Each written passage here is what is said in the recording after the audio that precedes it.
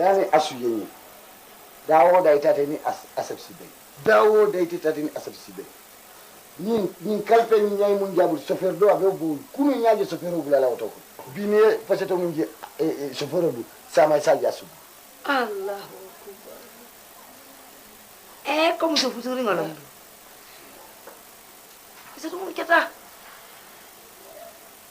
ni legalo mo wo baby itele ma felela ay setu dinto legalo mo wo ba fala aboto legalo mo wo ba fala ni ma aisatu ni ma kibaro moy gara soto isa moy bada musu futuri mata ke onya adda bata kon tofi aisatu surwa dulindul be ani be kanu surwa kamase to kambanol be surwa la dulbe kanu mu ban kon tofi na to ma du aw samaka ka samba baba la luwa maka ma samba baba ya keri ma ya tata kamandi ma sunguri ni ma bot pura so tawi la nyandi na to kom wandi luwa ya foni siloka mune be tede aje mun fala ja malay tente ko mo foni marite anzer de manyan nabila sahala itu se kunu na sahanu wala hafisa biti abante bi ko dole sai in kenna dole sai in fonye ya hajara bari te ma kenna kabiru nun to loy majam ni mutale konna ime kuma ko ngalaka ime kinyin kula ngantata ngalaka itaria do man dentel bitato malaite nte ko fole no ko fa benyi bi loy majam itala mum baba to banke famati mo dete wulu no kala ba bandi en dem ko wulu kana ko to kana ko te baba bila sita nte ndu awai telong ibata konto bilia sin kala bante wulu idi la ko ka baba hani man trasu wala ko do yad ne ko baba mukko idi la ko bar la fulo be idi bulu yalo malla fi kumalan odoro bari fongam fam fale fongal boy dula ko yanna la hal takki dula ko Allahu akbar bila sita dindi ya tani haji bi sigira ko fa be mutali bulla ala nati idi intelo idi ko to ngati atala ina ta jambi ala nati idi tumbe lu kurgo mun nyantandi bu kurgo ni dun tabunga fay yibidi ibe sigri nyebi to sabala wa hando ko ibu baba la luo lon jeti ko bile bi sita ibu yala altel panni mo homa fa al fale idi ba ite me kuma fono jamu idi la luole ite bedda kanto muso alten na bola no jande jani ayo tamala ko nyame to ten na bono la jande ndo fa na ge yalla Sabba panni idi le koro. manna har idi fa anten na bono la jande musale en dumo kumo bula en dako yonken ni musala ko moti ha ni ndere ma haali ka kumo fonte musala kumo lo muku isa ko fan mu ha tenji dolo di ay satmo ite ni musa kuba ibata fa teppuno ite ni musa kuba tema ni yaji ni musa tema kala banti akubu duma nte sede ya taw Allah ya lo ne ite ni musa kuba malan kana e kra fo mala nko bandi mi so de ko fi ay su karnyan na tenkan ruwa nyimma ha man fo e pia ba fo ne ko kunnan dinno munnan kala pante nan karaba samba koro Zinyo ko toro dabinyi. abala malolo kumbu Ni. Wala tuta lewa. maya Gara so to kamari ngol bab. Surtu fa la kamari ndingol je. Fa no be matitila le. Ni ala kono be baya julu be sabara fo janne. Ata manyan. Tek ite ala soko ka tabiro kije me sai ala fele. mo nay problème so ta fama la ko akema aka tela so ko to musu nay problème so ta akema ya aka saya fama ya ta nyate aranje ita ko aranje fama Ni ano ko be segala idi la luwo. Idi baba la luwo ma janne. Wala idi la ko photo yi mobili. Wo mu zero leti. Ime tay baba ya. Sorgani wol diam andem pata ko rin ko wala fa ko to mu postele di mbesti la jam lumu defam fa sita nyin ko wala fa sa ko to ni mu postele te sagi la binte sagi la sin mbesti la jam nenne isa ko te filimi be lo ma jam mata ko ri ya la son ta jam mbesti la jam ni mo de la mbesti la jam te ta la hani jam ni jam mum baba la sorda ya la ko man ke postele ah ne ma ni si fa ana sahabum dem bola jam ni ala sonda jam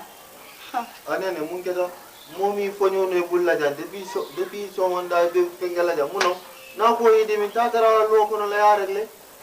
kan mol batani way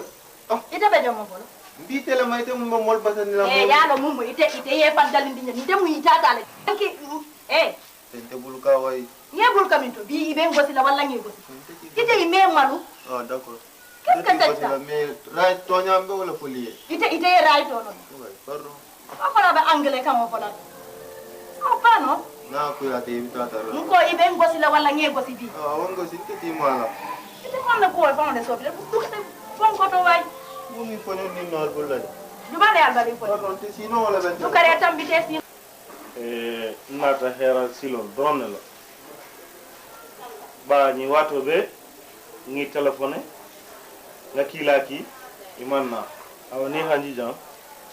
hera silo donne mu asula ko wala annati jan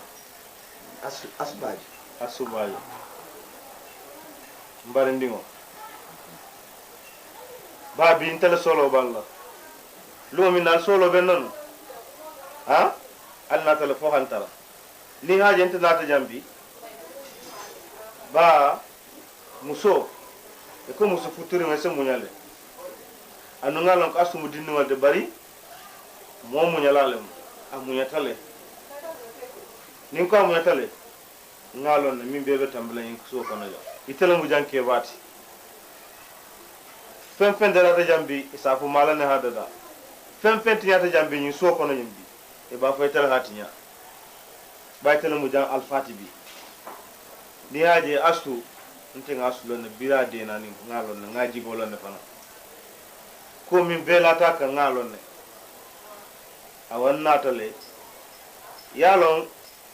dunia si tamale wat do tambita fu mantara bendinno bedula min bi alhamdulillah rabbil alamin alkana ko jube katu dinno torale ni so ko na ja ngalo ne fen nakata la jang amamba la karola ko tatel la karola ay tel mu kebati nta fala momondi en jambi nte intéressé la momondi ne be intéressé tel la ba tel mu kebati ko mo tele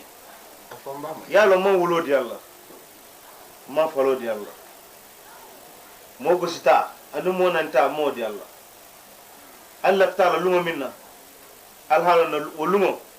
ni himira hadini wala karawti nya ha dingal bulu bi altel mo joho fen na manke jusu gandole tin so kono ha imu ke balti laftale hi rectifier hakke ba woloke iwatame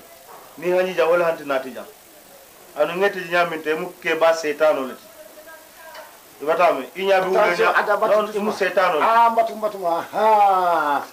idi amu da be ma fe mbe ne batola nte setano ite mu setano di asu mu setano di asu la fama o keba kafri keba mu setano di fete malo asu suno bandiol akana malo sunya ja akadia fama la kasamba yamra mol bi asu be nyami mbafule nte nya asu ni malla fi asula ndoma wole ko do ki parce ko de siali ndoma fa amalla fi asula ntele nya ko négocier ya moydi asu mo bandiol ti asu ko malo sunya gene ka ni ay musomo be malo sunya la aba sambala aya tarala suwole ko wole ka ke nte la so nte manki mo batari nte ya jube ku ibe ku mo fulante nte la ngia responsable oti njube ku ke korra nte la responsable ni aje bi bina soko e ba fulante ke ba katato italo katato ti malo nte nya respecter no ndo nte yamara fo imu modi momo yalla asu ya fayte mane ko fa ma barka bari um fonan tambi to silo altel be joni julu kili ite asu fama tous wala mo la ko mo asu be fundi le janne ntel ni asu ay tuge ntel mala fi asu la asu ay tuge wala mo la ko moti wala anyati wala silo fonti asu manke tusi ni asu bijan hani fitaro am kamul lafa asu ado hotel fo al kodo bina dra ba do mo kodo bina ba sa ala soko na kodo do mo lay karo al buka wil kino ndo ni ajo kala ala ni tan bismillah mbati la ko mo men ati sola asula ha